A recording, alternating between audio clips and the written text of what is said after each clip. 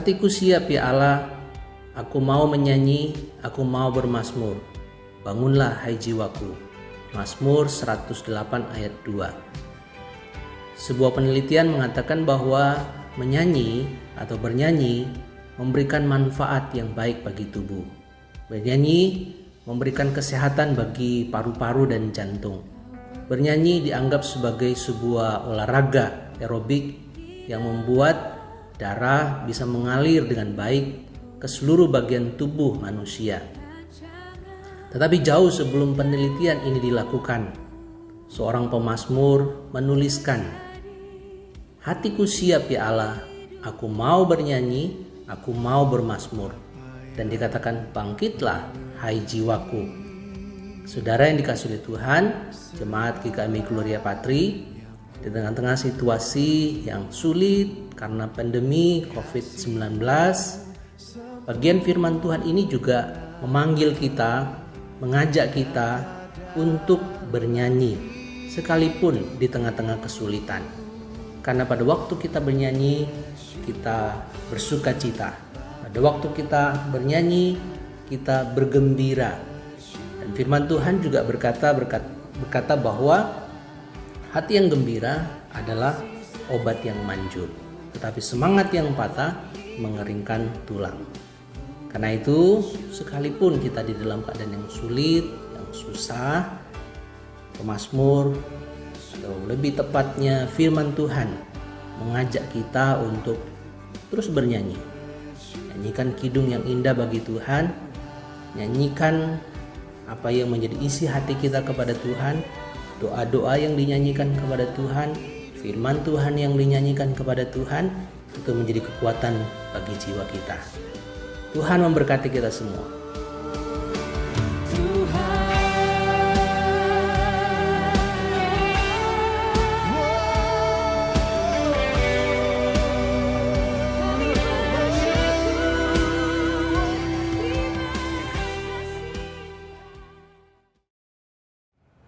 Selamat pagi jemaat yang dikasihi oleh Tuhan. Kita bersyukur karena Tuhan masih memberikan kesempatan bagi kita untuk beribadah, sekalipun kita beribadah secara online. Tapi datanglah di hadapan Tuhan di dalam ibadah pagi hari ini dengan sukacita dan penuh dengan rasa syukur. Dan kebaktian kita pada pagi hari ini kita mulai, kita alaskan dan kita persembahkan di dalam nama Allah Bapa, Allah Anak, dan Allah Roh Kudus. Dan turunlah atas kita semua anugerah dan sejahtera di dalam nama Allah Tritunggal. Amin. Mulia bagi Bapa, bagi Anak serta Roh Kudus, dari permulaan sekarang dan akan jadi selama-lamanya. Amin. Nats pembimbing kita di dalam ibadah pagi hari ini terambil di dalam Matius pasal 24 ayat 13 dan ayat 14. Firman Tuhan berbunyi demikian. Tetapi orang yang bertahan sampai pada kesudahannya akan selamat. Dan Injil kerajaan ini akan diberitakan di seluruh dunia menjadi kesaksian bagi semua bangsa. Sesudah itu barulah tiba kesudahannya. Amin.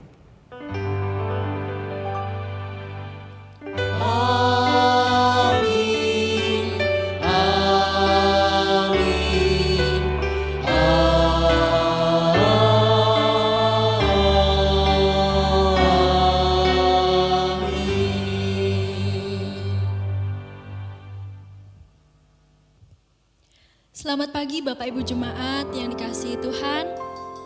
Semoga kita semua dalam keadaan sehat. Bersyukur kita bisa beribadah secara online pada hari ini.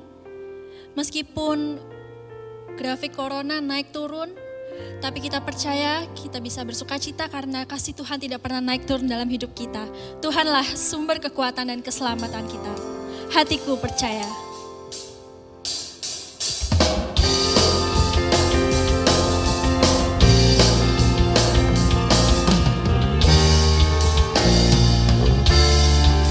Katakan Tuhanlah, Tuhanlah kekuatan dan mazmurku, Dia gunung batu dan keselamatanku. Hanya padamu hatiku percaya, Kaulah menara dan kota perlindungan. Ku mau selalu bersyukur sebab cintamu padaku takkan pernah berubah. Hatiku percaya walau bumi bergoncang, gunung-gunung beranjak, namun kasih setiamu tak pergi dariku.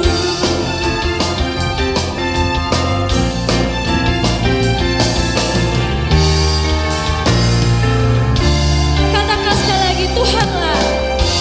Tuhanlah kekuatan dan mazmurku,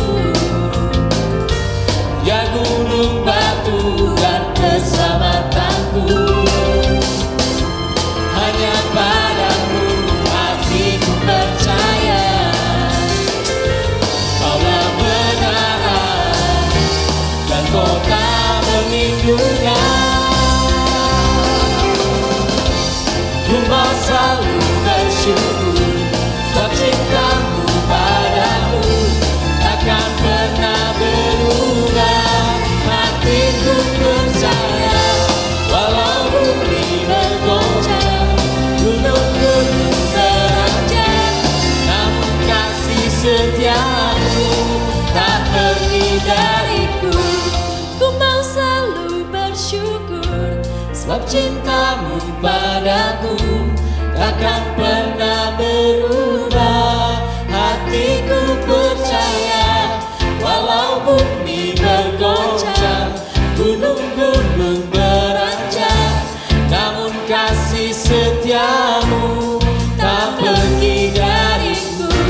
Ku mau selalu bersyukur Tuhan. Ku mau selalu bersyukur sebab cintamu padaku takkan pernah berubah. Hatiku percaya walau bumi bergoncang, gunung-gunung beranjak, namun kasih setiamu tak pergi dariku. Kasih setiamu, Kasih setiamu tak pergi dariku. Kasih setiamu tak pergi dariku. terpujilah Tuhan kita.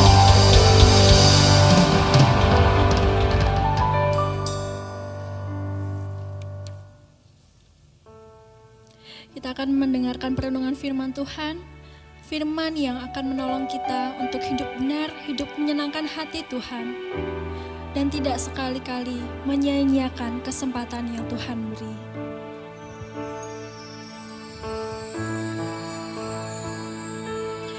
Hidup ini adalah kesempatan.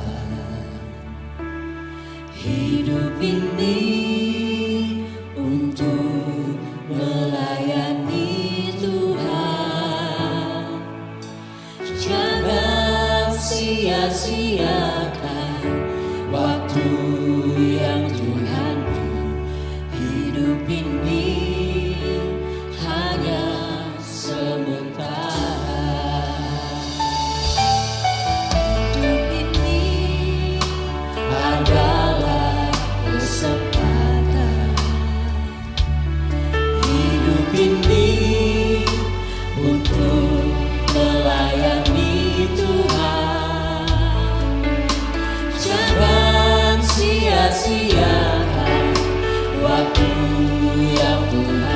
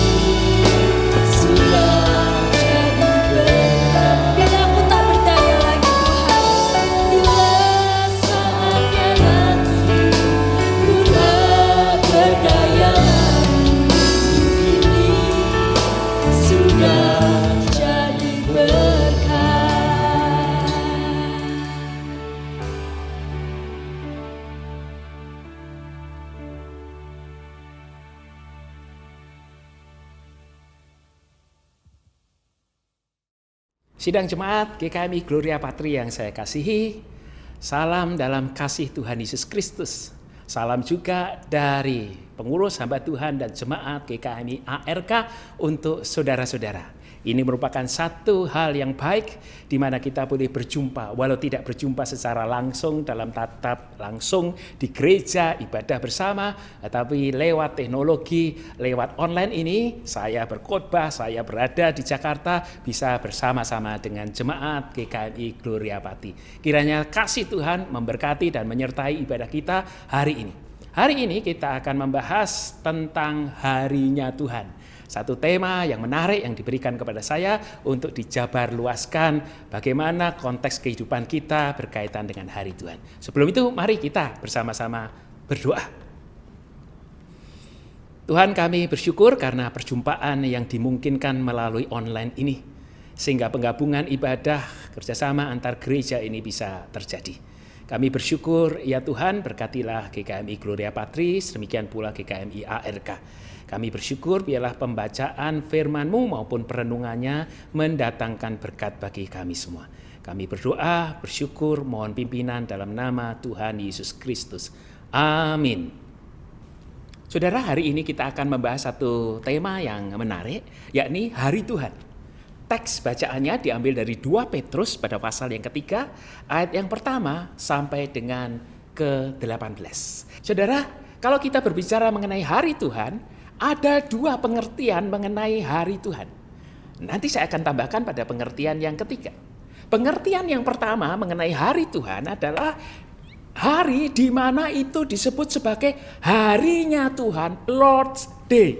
Artinya orang-orang Kristen mula-mula, jemaat mula-mula merujuk kepada hari kemenangannya Tuhan.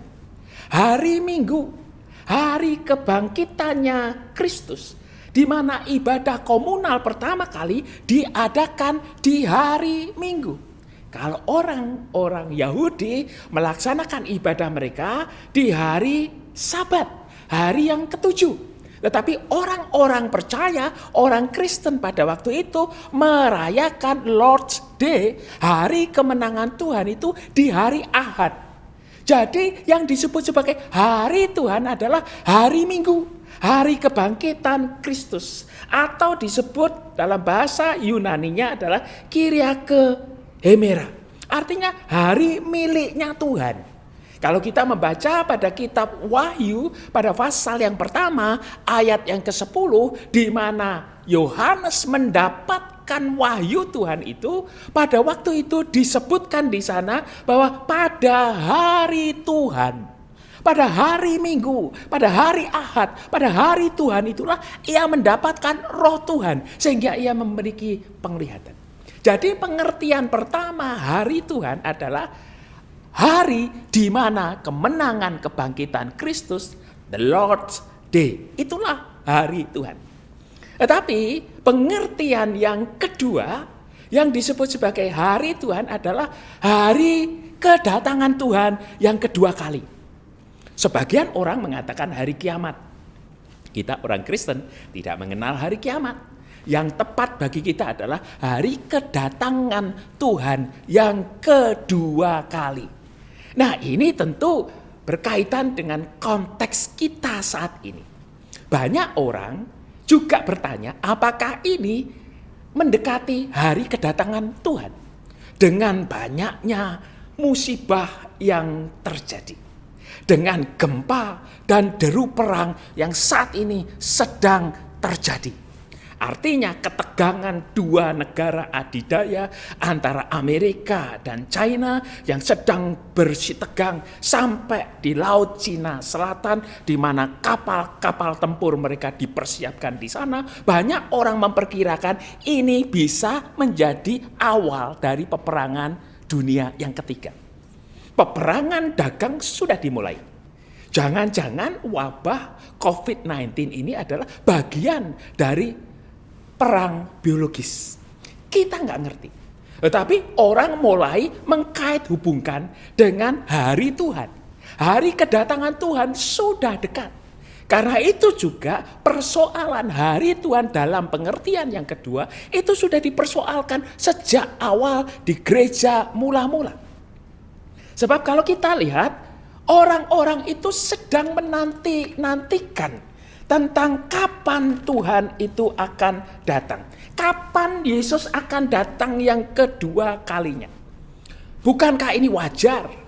Karena Tuhan Yesus sendiri menjelaskan bahkan berkhotbah di dalam Injil Matius pada pasal 24 sampai 25 secara khusus Yesus berkhotbah mengenai zaman akhir atau akhir zaman.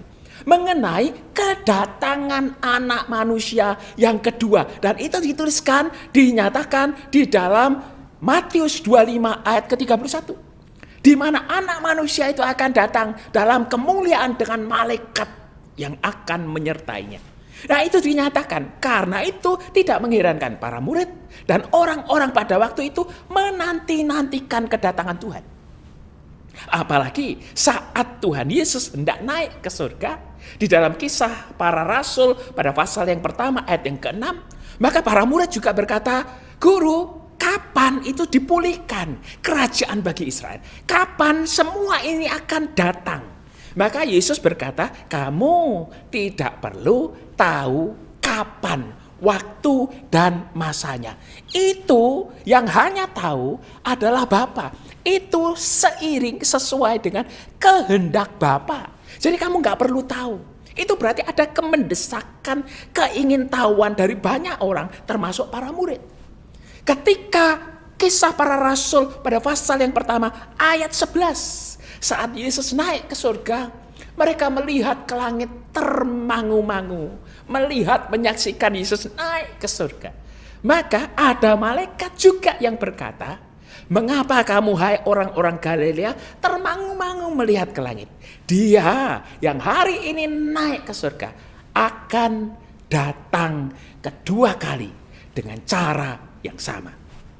Itulah sebabnya tidak mengherankan orang-orang menunggu kapan hari Tuhan itu datang. Dalam pengertian bukan Lord's Day, bukan hari kemenangan Minggu, kebangkitan, tapi hari kedatangannya yang kedua kali. Nah itu sebabnya siapa yang paling tahu? Siapa yang paling ngerti dan bisa menjawab? Ya tentu murid-muridnya. Siapa murid-muridnya? Tentu murid yang dekat. Siapa mereka yang murid yang dekat? Ya ada yang namanya Yakobus, ada yang namanya Yohanes, ada yang namanya Petrus. The inner circle, 3 orang ini paling dekat dengan paling dekat dengan Tuhan Yesus. Kalau mereka paling dekat dengan Tuhan Yesus, pasti mereka, jangan-jangan mereka mendapati rahasia itu disampaikan kepada mereka. Bukankah Yesus juga pernah ketika memberikan perumpamaan tentang penabur, kepada banyak orang diberikan perumpamaan itu dan juga para muridnya sama. Tetapi setelah memberikan perumpamaan itu, Yesus berkata apa? Kepada mereka tidak dibukakan rahasia. Tetapi kepada kamu, kepada murid-murid, dibukakan rahasianya, lalu dijelaskan hal kerajaan Allah secara detail kepada mereka lewat perumpamaan itu. Itu sebabnya jangan-jangan hal kedatangan Tuhan yang Tuhan katakan kepada banyak orang itu rahasia, tidak ada seorang pun yang tahu, hanya Bapa yang tahu. Jangan-jangan kisi-kisinya, jangan-jangan petunjuknya, jangan-jangan rahasianya juga dibukakan kepada orang-orang yang dekat ini. Kepada Yakobus, kepada Petrus, kepada Yohanes. Itulah sebabnya tidak mengherankan kalau baik Yakobus, baik Yohanes, baik Petrus di dalam suratnya, di dalam tulisan-tulisan mereka disinggung juga mengenai hari Tuhan. Mari kalau kita lihat di dalam Yakobus pada pasal yang kelima ayat 7 sampai 11 disinggung juga mengenai hari kedatangan Tuhan. Memang kitab Yakobus di pasal-pasal yang sebelumnya tidak banyak berbicara tentang itu. Tetapi di penutupannya dia tiba-tiba berbicara mengenai hari kedatangan Tuhan. Apakah Yakobus itu kemudian menjelaskan secara detail dan rinci? Tidak. Iya, pasti ditanya banyak orang. Pasti kamu ya, karena lingkaran dekatnya kan Yakobus, Petrus, Yohanes. Jangan-jangan ada rahasia ini. Karena didesak terus-menerus, maka Yakobus menuliskan. Intinya dari Yakobus pasal yang kelima ayat 7 sampai 11 itu dikatakan bahwa kamu bersabar. Kamu bertekun. Nggak tahu kapan itu datang. Yang penting untuk hari Tuhan, you sabar dan tekun. Contohnya seperti Ayub. Ketika menghadapi tekanan, penderitaan, mengalami situasi yang teramat sangat sulitnya, karena penggambaran datangnya hari Tuhan kan penderitaan yang sedemikian beratnya. You sabar, bertekun saja, seperti Ayub. Itu kuncinya. Yakobus cuma memberi clue, Yakobus cuma memberikan kisi-kisi, datangnya hari Tuhan tidak tahu. Yang penting sabar, yang penting tekun, bahkan bertekun bertahannya seperti Ayub. Itu yang dikatakan oleh Yakobus. Bagaimana dengan Yohanes? Yohanes menuliskan kitab Wahyu. Yohanes memberikan gambaran yang besar dan banyak mengenai hari Tuhan. Dalam bentuk wahyu, dalam bentuk satu nubuatan kedatangannya. Tetapi juga menutup di dalam kitab Wahyu pada pasal 22 ayat yang ke-7. Yohanes pun berkata apa? Kedatangan Yesus itu. Yesus mengatakan, aku datang segera. Jadi kedatangannya itu segera. Berbahagialah orang yang ngerti nubuat. Cuman itu clue dari Yohanes. Cuman itu yang dituliskan di Wahyu. Penggambarannya banyak. Tetapi pada Wahyu 22 ayat 7 cuma dikatakan bahwa aku datang segera. Berbahagialah engkau kalau kamu ngerti nubuat. Nah, sekarang bagaimana dengan Petrus? Jangan-jangan Petrus tahu. Jangan-jangan Petrus ngerti. Kalau Yakobus hanya berkata bahwa ia datang segera, sabar, ia datang dan bertekunlah supaya kamu siap untuk mengalami penderitaan apapun seperti Ayub. Kalau Yohanes berkata dalam wahyunya, datang segera, akan segera datang. Yang bertekun, mengkaji, menggali, nubuat akan berbahagia. Nah, Petrus di dalam surat yang terakhir juga, di 2 Petrus pada pasal yang ketiga, ayat 1 sampai 18 berbicara mengenai hari Tuhan. Yang menarik adalah, apakah Petrus menyampaikan nubuat? Apakah Petrus bisa menjawab tentang hari Tuhan karena betapa banyaknya orang-orang yang bertanya pada dia? Karena bahkan bukan hanya bertanya, mengejek. Orang-orang itu sampai mengejek kepada Petrus, kepada murid-muridnya. Katanya Yesus akan datang. Katanya Mesias segera datang. Mana nggak datang-datang? Nenek moyang kami aja sudah sampai meninggal, belum datang-datang. Bumi tetap sama nih, dunia tetap sama ini dengan keadaan yang dulu. Nggak ada perubahan, berarti nggak datang-datang dong. Nah, Petrus ditanya oleh orang-orang ini. Saudara, Petrus itu bukan nabi. Petrus itu tidak punya karunia nubuat. Petrus itu orang sederhana yang diberi karunia oleh Tuhan, yakni karunia apa? Penggembalaan. Kita ingat di dalam Injil Yohanes pada pasal yang terakhir, ketika Petrus ditanya oleh Yesus, apakah engkau mengasihi aku lebih daripada semua ini? Ya Tuhan, aku mengasihi engkau lebih daripada semuanya ini. Maka Yesus katakan, gembalakanlah domba-dombaku. Jadi dari seorang nelayan, dia diberi karunia penggembalaan. Petrus itu karunianya meneguhkan iman. Ketika ia berkata, engkau Mesias anak Allah yang hidup, maka di atas dasar karang, batu karang pengakuan Petrus itu diteguhkan iman jemaat. Dibangun jemaat. Jadi Petrus itu membangun jemaat, Petrus itu menggembalakan. Dia bukan nabi. Lah kok ditanya nubuatan? Maka jawaban Petrus kalau kita melihat di dalam 2 Petrus pada pasal 3 ayat 1 sampai 18, jawabannya juga ngambang. Ya, jawabannya ngambang, bisa dipahami dan dimengerti karena Petrus memang tidak punya karunia nubuat. Sama seperti kalau saya ditanya misalnya, banyak orang yang bertanya sih, apakah ini tanda-tanda akhir zaman? Apakah ini hari Tuhan? Saya juga mengatakan, ya nggak ngerti karena saya nggak punya karunia nubuat. Saya punya karunia untuk mengembalakan. Maka sebagai gembala, jawaban saya hanya seperti Petrus yang bisa menjawab. Nah, ini jawaban menarik dari Petrus ketika ia ditanya dan didesak oleh banyak orang. Ada 5 jawaban Petrus. Sekali lagi jawabannya nanti kelihatannya ngambang ya. Ya memang karena dia gembala ya. Jadi dia tidak menjawab secara taktis terhadap pertanyaan, jawabannya sinkron. Enggak. Dia kan berkata demikian. Ketika ditanya, mana enggak datang-datang. Maka Petrus menjawab dengan 5. Yang pertama dia mengatakan, ya dia pada ayat yang kedua, 2 Petrus 3 ayat yang kedua, dia hanya mengingatkan supaya kamu mengingat akan perkataan yang dahulu telah diucapkan oleh nabi-nabi kudus dan mengingatkan akan perintah Tuhan dan juru selamat yang telah disampaikan oleh rasul-rasulmu kepadamu. Jadi Petrus cuma jawab, kamu belajar nubuatan dari nabi-nabi deh. Perkataan nabi-nabi itu sudah ada. Kalau kamu bertanya kapan, kamu pelajari aja di kitab para nabi. Kalau kamu bertanya, kamu lihat aja nubuat-nubuatan yang telah ditulis oleh kitab suci. Belajarlah dari situ. Kalau kamu ingin bertanya, kapan, aku nggak bisa jawab. Yang aku bisa jawab adalah, belajarlah dari nubuatan kitab para nabi. Belajarlah dari nabi-nabi kudus. Belajarlah dari rasul-rasul yang telah mengajarkan kepada kamu. Pinter ini jawabannya Petrus. Dia menjawab taktis sekali. Dia mengatakan, ya belajar aja. Itu yang pertama. Yang kedua, ketika dikatakan, kan sama saja. Dari dulu sampai sekarang tidak ada perubahan, bumi masih sama. Enggak. Petrus menjawabnya taktis juga. Lihat tuh zamannya Nuh. Zamannya Nuh juga ada pembinasaan itu. Air bah membinasakan semua dunia. Air bah membinasakan semua orang. Itu ayat yang ke-6 dikatakan. Dari 2 Petrus 3 ayat 6, dia juga berbicara mengutip tentang kejadiannya Nuh.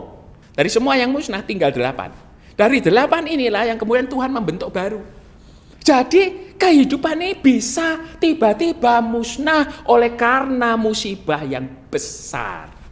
Karena itu ketika hari Tuhan, ya itu ada pada otoritas Tuhan. Mau menyelesaikan, mau menghabisi, mau membangun ulang, itu ada di tangan Tuhan. Sekali lagi jawaban Petrus, jawaban gembala. Dia tidak menjawab tetapi secara langsung, tapi dia memberikan contoh ilustrasinya kepada Nuh. Yang ketiga, jawaban Petrus yang menarik. Ketika dia ditanyai kapan, dia taktis sekali dan dia mengatakan menarik sekali. Ya, hitungan kita kan beda sama hitungan Tuhan. Ayat yang 8 nanti coba baca 2 Petrus 3 ayat 8. Hitungan kita kan beda sama hitungan Tuhan. 1 hari bagi Tuhan itu 1000 tahun. Baik toh. 1 hari itu 1000 tahun. Nah, ngitungnya gimana? Ya hitungan dewe. Karena Petrus menjawabnya sangat bagus. Kalau ditanya kapan harinya, ngitung waktunya, ya nggak tahu. Tapi bisa jadi 1 hari bagi Tuhan itu 1000 tahun loh bagi manusia.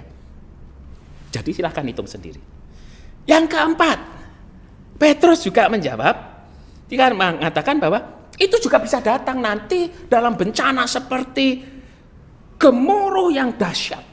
Di mana ada api yang menyala, yang menghanguskan dan melenyapkan semuanya. Bisa jadi tidak bisa. Bisa jadi tidak itu melalui satu peristiwa di mana gemuruh yang dahsyat kita analogikan dengan bom nuklir, api yang menghanguskan bisa. Apakah itu berarti menjadi hari selesainya semua musnah lenyap kata Petrus? Bisa juga. Tapi yang kelima dia mengatakan begini. Lah tapi kok tidak datang-datang? Kan orang sudah nggak sabar nih. Orang di zaman itu kan nggak sabar. Maka Petrus berkata begini, ini luar biasa jawaban Petrus. Dia berkata demikian, itu karena Tuhan masih sabar. Kalau Tuhan datang sekarang kamu masih berdosa, apa kamu siap? Justru Tuhan itu menunda kedatangannya karena ia sabar, karena you masih banyak dosa. Kalau you masih banyak dosa kok tanya tentang hari Tuhan? Yang benar aja, banyak orang tanya tapi tidak tahu konsekuensi pada hidupnya. Jangan-jangan ada di antara bapak ibu yang bertanya, kapan ya hari Tuhan? Tapi kalau datang you gak siap. Karena itu Petrus menjawab, dia tuh sabar, menunggu sampai engkau bertobat.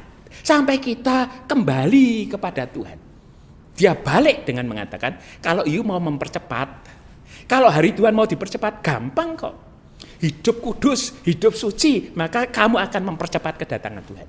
Itu yang dikatakan oleh Petrus. Nah sekali lagi Petrus itu gembala. Petrus bukan nabi yang menjelaskan tentang hari Tuhan. Sebagai seorang gembala, ia nasihati. Sebagai seorang gembala, ia memberikan jawab kemudian yang lebih penting. Ketimbang kita menghitung, mengukur kapan harinya, ia memberikan jawabannya, yakni ayat 14 mengatakan, yang penting bagi Petrus itu adalah satu, kita nggak usah mempersoalkan kapan hari Tuhan. Kita nggak tahu sebab hanya Bapa yang tahu. Itu menjadi misteri bagiannya Tuhan. Yang penting hiduplah tak bercacat. Yang penting hidup kudus dan berdamai dengan Dia. Itu jauh lebih penting daripada bertanya tentang hari Tuhan. Daripada menghitung fenomena ini dikaitkan dengan fenomena itu, terjadi ini hari Tuhan. Tidak usah, toh sama saja. Bagi kita yang penting adalah hidup berdekat dengan Tuhan, hidup tak bercacat, hidup berdamai dengan Dia. Itu yang dikatakan pada ayat 14 dari 2 Petrus pada pasal yang ketiga. Yang pertama jawabannya, itu yang jauh lebih penting. Yang kedua, jawaban Petrus adalah belajarlah dari surat-surat Paulus. Belajarlah dari hikmat-hikmat yang dituliskan oleh Paulus kepada umat kudus. Nah, itu pada ayat 15 dan 16 ia katakan. Nah, saya mulai mencari apa sih yang dimaksud oleh Petrus tentang belajar dari surat-suratnya Paulus. Saya menemukan pada Efesus pasal 5 ayat 15 dan 16. Di sana dituliskan bahwa waktu-waktu ini adalah jahat. Karena itu hiduplah arif menggunakan waktu-waktu ini, karena waktu-waktu ini bisa begitu jahat. Itulah sebabnya Petrus mengatakan bahwa coba kamu mengkaji dan belajar dari Paulus. Yang ketiga, dia dikatakan bahwa ayat 17. Yang ketiga bagi kita adalah jangan kehilangan pegangan. Jangan kehilangan pegangan, tetap berpegang teguh pada pengakuan bahwa Yesus Kristus adalah Mesias, anak Allah yang hidup. Lewat goncangan, lewat peristiwa, lewat penyakit, lewat peperangan, lewat penderitaan, lewat apapun juga, bahkan ada api yang menghanguskan. Jangan kehilangan pegangan, itulah yang paling penting. Jangan kehilangan pegangan akan Yesus Kristus. Situasi apapun boleh terbolak-balik, tetapi jangan kehilangan pegangan akan Yesus Kristus. Itu nasihat pastoral, itu nasihat penggembalaan. Rasul Petrus menjelaskan, baiklah kita hidup tak bercacat di hadapan Tuhan, berdekat dengan Dia, berdamai dengan Dia. Belajarlah menggunakan waktu-waktu secara arif dan bijaksana, sebab hari-hari ini adalah jahat. Dan jangan kehilangan pegangan yang teguh akan pengakuanmu kepada Yesus Kristus yang adalah Mesias, anak Allah yang hidup. Dan yang keempat, yang terakhir, dia berkata, bertumbuhlah dalam kasih karunia dan dalam pengenalanmu akan Tuhan Yesus Kristus Juru Selamat kita. Ayat 18. Jadi mari kita bertumbuh dalam kasih dan karunia. Dalam praktek hidup membagikan kasih dan karunia. Itu jauh lebih penting, itu jauh lebih bermanfaat, itu jauh lebih mulia bagi kita. Karena orang-orang sedang menunggu menantikan uluran tangan. Kasih karunia, praktek hidup kasih dari karunia untuk berkasih karunia. Itu jauh lebih penting. Itulah nasihat Petrus bagi kita. Nah, saya sekarang ingin berkata kepada yang ketiga. Kalau ditanya, kapan hari Tuhan? Saya ingin katakan, hari ini harinya Tuhan. Di mana kita itu sungguh-sungguh bersiap. Kalau kita mengatakan bahwa hari Tuhan bukan hanya hari Ahad, kalau kita mengatakan hari Tuhan bukan hanya hari Minggu, kalau kita mengatakan hari Tuhan bukan hari kedatangannya saja, tapi hari ini adalah harinya Tuhan. Kita bisa bernyanyi, hari ini harinya Tuhan, harinya Tuhan. Mari kita bersukaria. Jadi ketika kita paham hari ini harinya Tuhan, kita siap kok. Ketika kita mengatakan hari ini harinya Tuhan, aku mau berdekat dan berdamai dengan Dia. Kalau kita mengatakan hari ini harinya Tuhan, aku siap kapanpun Tuhan datang, hari ini datang aku siap. Hari ini nggak datang pun aku memuliakan nama Tuhan. Hari ini Tuhan datang aku siap, hari ini nggak datang aku pun berkasih karunia. Karena itu setiap orang Kristen harus melihat, kalau ditanya kapan hari Tuhan datang, hari ini. Hari ini harinya Tuhan. Hari di mana kita bersukaria, hari di mana kita berbagi kasih karunia, hari di mana kita berpegang teguh kepada pengakuan kita, yakni Yesus Kristus. Kalau itu yang terjadi, maka kita siap. Apakah negara-negara besar akan bergoncang? Apakah kehidupan akan berganti? Kita tetap siapkan hari ini adalah harinya Tuhan. Biarlah kita sungguh-sungguh menerima kasih karunia dan percaya hari ini harinya Tuhan. Amin. Kami bersyukur ya Tuhan, kami sudah dibukakan akan kebenaran firman Tuhan tentang hari Tuhan.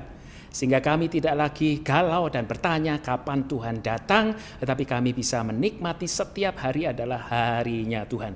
Kami boleh mendapat kekuatan dan iman kami diteguhkan karenanya.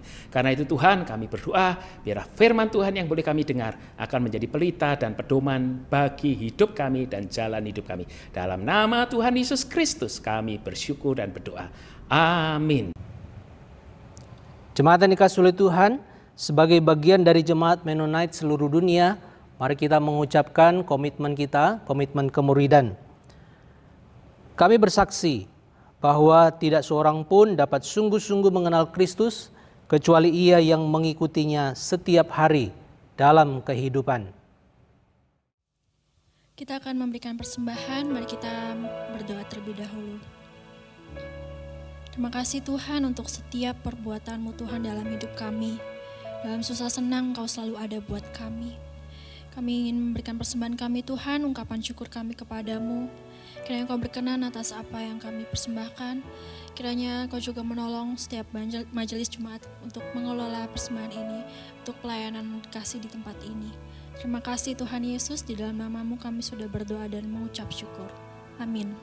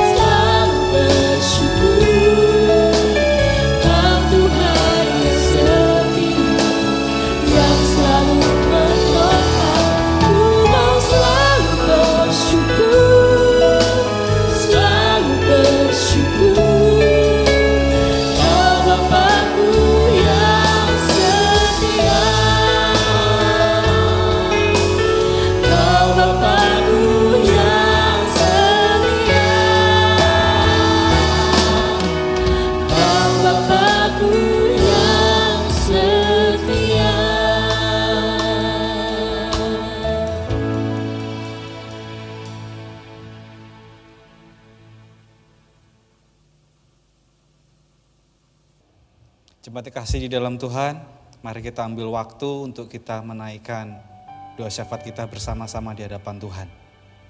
Mari kita berdoa. Bapa di dalam surga, kami percaya Tuhan, saat ini apapun keadaannya, kami percaya Engkau ada bersama kami. Engkau Tuhan yang tidak pernah tertidur. Engkau Tuhan yang tidak pernah merencanakan kecelakaan, kesalahan, apapun Tuhan. Karena bahwasannya Engkau Allah yang sangat baik, teramat baik bagi hidup kami sampai detik ini. Terima kasih Tuhan. Kami bersyukur untuk semuanya. Dan biarlah saat ini Tuhan, kami sadar bahwa hidup kami harus senantiasa bergantung kepadamu, menghidupi firman-Mu. Karena disitulah letak sumber di mana kami kuat di dalam Engkau. Dan saat ini juga Tuhan, kami hendak menaikkan pokok doa kami.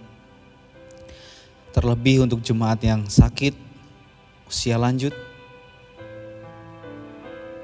Tuhan, kami mau berdoa untuk Ibu Kristina. Kami percaya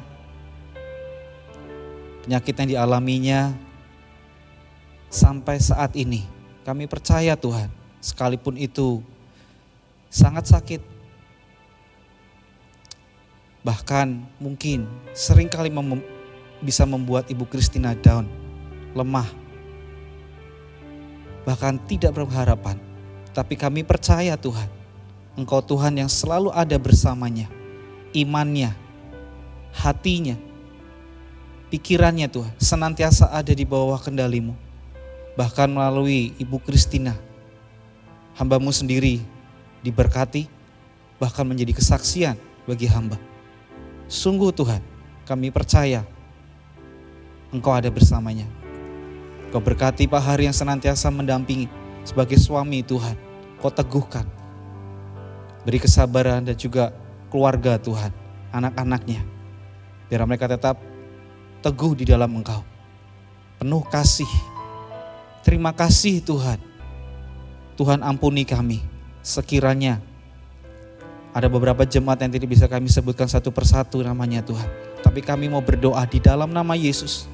Apapun yang dihadapi, yang dialaminya, Tuhan kami berdoa untuk mereka. Kau tilik mereka, Kau peluk mereka dengan kehangatan kasih-Mu. Kau hibur mereka dengan sukacita-Mu Tuhan.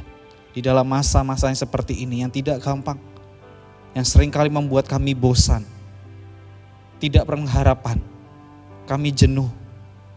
Oleh karena kami harus stay di rumah, bekerja di rumah. Tolong kami, Roh Kudus, kami percaya Engkau hidup, Engkau ada bersama kami, di pikiran kami, di kehendak kami. Di dalam nama Yesus, kiranya Engkau ambil alih Tuhan. Mampukan kami untuk kami senantiasa rendah hati di hadapan-Mu. Kami percaya Tuhan, Engkau yang akan menjawab seturut dengan waktu dan kehendak-Mu.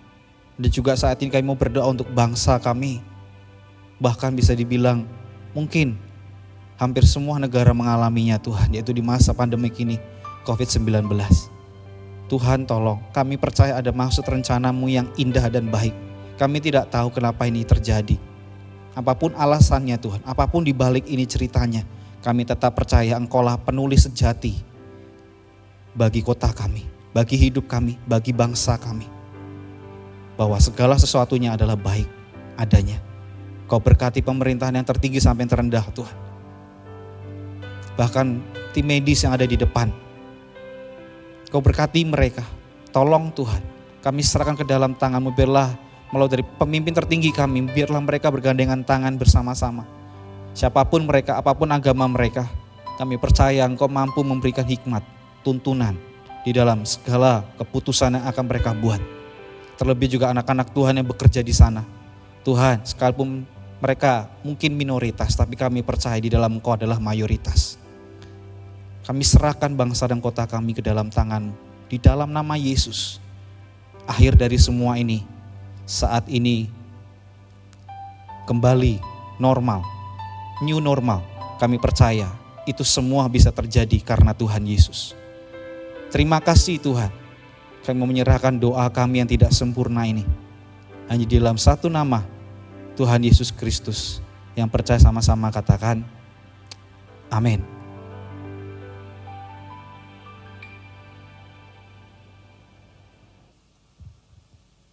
Ibadah kita akan segera usai dan kita kembali dalam kehidupan kita masing-masing. Namun biar kita tetap setia, tetap menjaga hidup kudus. Kapanpun hari Tuhan itu tiba dan sangkakala berbunyi, nama kita dipanggil, kita ada, kita siap. Kalau bunyi sangkakala.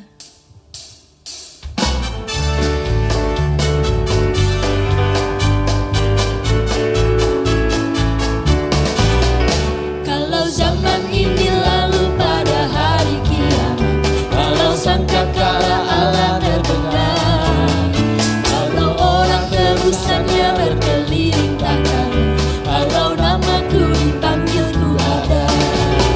Kalau bunyi sangkakala, kalau bunyi sangkakala, kalau bunyi sangkakala, kalau bunyi sangkakala ku ada.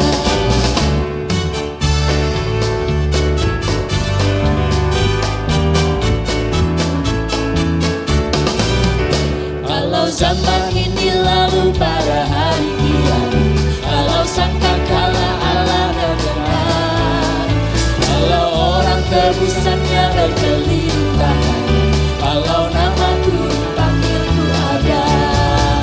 Kalau bunyi sangkakala, kalau bunyi sangkakala, kalau bunyi sangkakala, kalau bunyi sangkakala ku ada.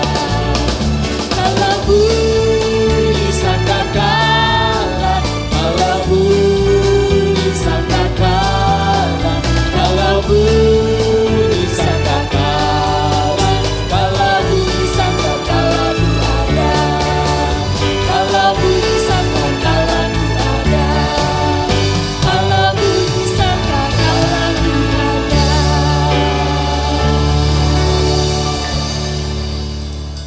Jemaat yang dikasihi oleh Tuhan, biarlah kita hidup mempersiapkan diri kita untuk satu waktu menanti kedatangan Tuhan Yesus yang kedua kali. Dan terimalah berkat daripada Tuhan. Kiranya kasih karunia dari Allah Bapa di surga, cinta dari Tuhan Yesus Kristus, dan penyertaan yang sempurna dari Allah Roh Kudus akan tinggal tetap di dalam kehidupanmu mulai sekarang sampai selama-lamanya. Haleluya. Amin. Kepada Allah dipuji semua makhluk di bumi, padanya ku beri pujian, Bapa, Anak, dan Roh Suci.